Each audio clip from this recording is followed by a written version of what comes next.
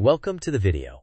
Today we're unpacking why trying to finalize your I-94 arrival/departure record late at night at a U.S. land border is often a risky plan. We will explain how the process actually works, what happens after dark, and how to plan your crossing so you minimize delays and avoid being turned around. We will also include practical tips, visuals, and a short quiz to make sure you leave confident and prepared. Now, let's begin by laying out our agenda. Here is our agenda. First, we will define what the I-94 is and when you need it. Next, we will debunk the myth that border administrative services run around the clock in the same way primary inspection does. After that, we will discuss why late-night processing can lead to severe delays or even closures. Then, we will share the best timing recommendations and a step-by-step plan to minimize risk. We will follow with key tips, diagrams, and a quick quiz. Finally, we will close with an important disclaimer and a summary. The I-94 is the arrival/departure record used by U.S. authorities to track entries and exits for certain non-U.S. travelers. If you enter by land and intend to go beyond the typical border zone or stay longer than about 30 days, you will likely need one. Although you can pre-apply online and pay the fee, the final step is not online. It requires in-person processing at the land port of entry.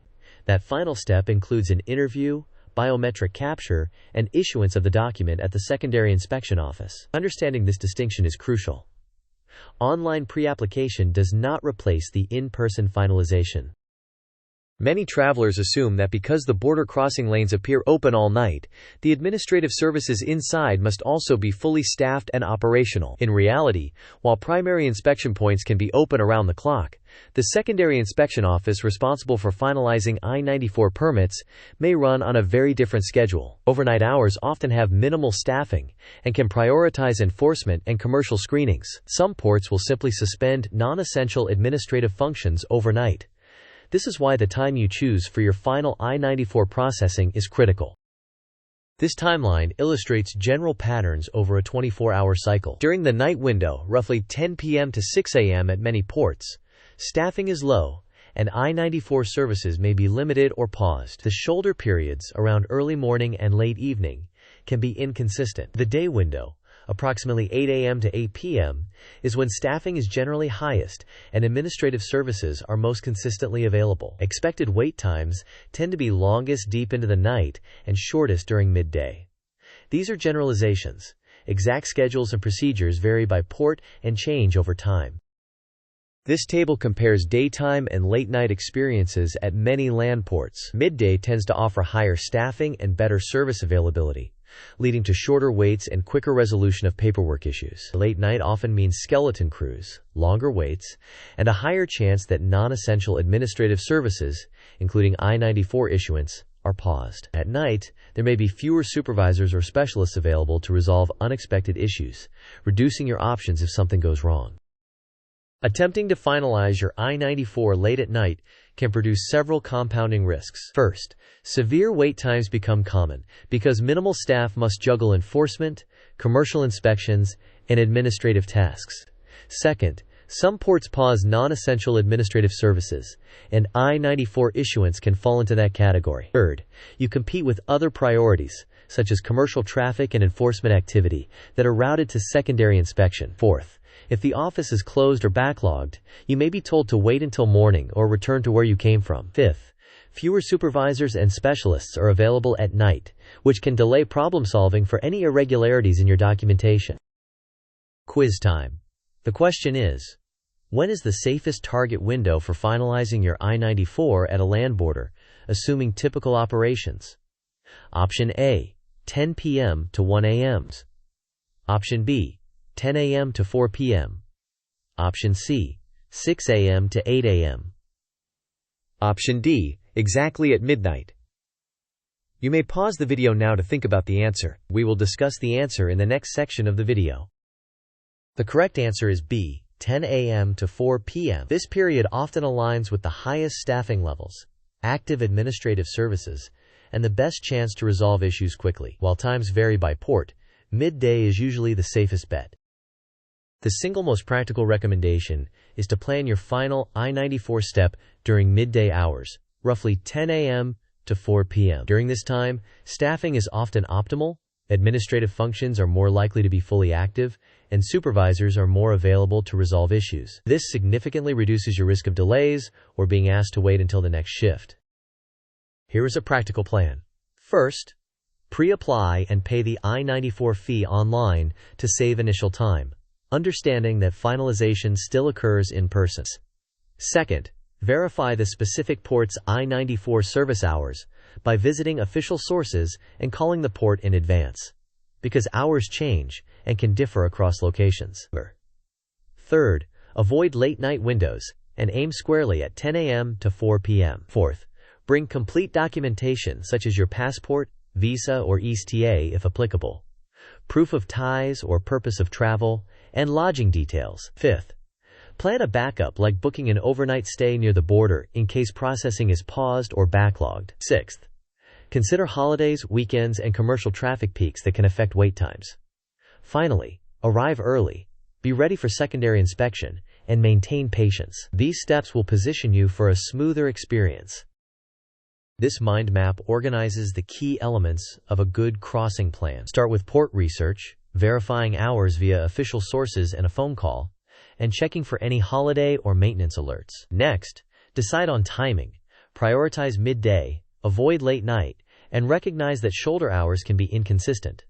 Prepare all documents relevant to your purpose of travel. Establish contingency options such as overnight lodging near the border, an alternate port, or rescheduling if necessary. Finally, set expectations around secondary inspection, biometrics, and potential waits. On the left, daytime offers more officers and active administrative services, which translates into faster resolutions and shorter waits. Supervisor access is also more likely. On the right, late night typically means skeleton crews, limited or paused I-94 services, and fewer options if problems occur. That combination can result in long waits or being advised to return in the morning. A few practical tips can make a difference. Avoid holiday periods and the first day or two after, when backlogs are common. Be aware of commercial traffic peaks that can strain secondary inspection capacity. Keep proof of accommodation and return plans easily accessible. Bring water and snacks because waits can be long. Finally, have a plan B, such as staying overnight near the border so you can return when services are fully operating.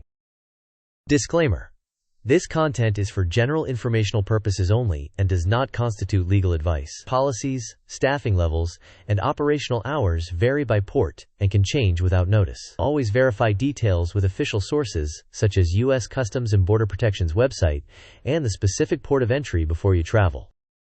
Second quiz. The question is, where is the final, essential step of I-94 issuance completed for land entries? Option A, online only. Option B, at the airline check-in counter. Option C, at the land port of entry's secondary inspection office. Option D, at the primary inspection booth while you drive through. Owns. You may pause the video now to think about the answer.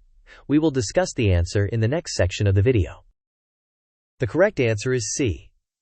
While pre-application can be done online, the final step interview, biometrics, and issuance occurs in person at the secondary inspection office at the land port. This flowchart shows decision points if the secondary inspection office is closed for I-94 services. If it is open, you proceed with interview and biometrics and receive the document. If it is closed, options usually include waiting until morning, returning to the previous country, or attempting an alternate port. Decisions and options can vary by port and officer discretion, and it is wise to plan for an overnight stay so you can return during daytime hours. Here are the key takeaways. First, online pre-application is helpful but does not replace the in-person finalizations. Second, late night is generally high risk for I-94 issuance due to limited staffing and possible pauses in administrative services. Third, midday typically offers the best combination of staffing and availability. Fourth, always call ahead and verify port-specific hours. Fifth, have a backup plan, such as an alternate port or staying overnight near the border. In summary, remember that final I-94 issuance for land entries happens at secondary inspection, in person. Late-night attempts can expose you to long waits or paused services, increasing the risk of delays or being turned back. Plan for a midday window, verify the port's hours in advance, and bring complete documentation. With contingencies in place and realistic expectations, your crossing will likely be smoother and faster. Thank you for watching. If this video was helpful, please like, share, and subscribe. We would love to hear your experiences and tips in the comments, especially what timing worked for you at different ports.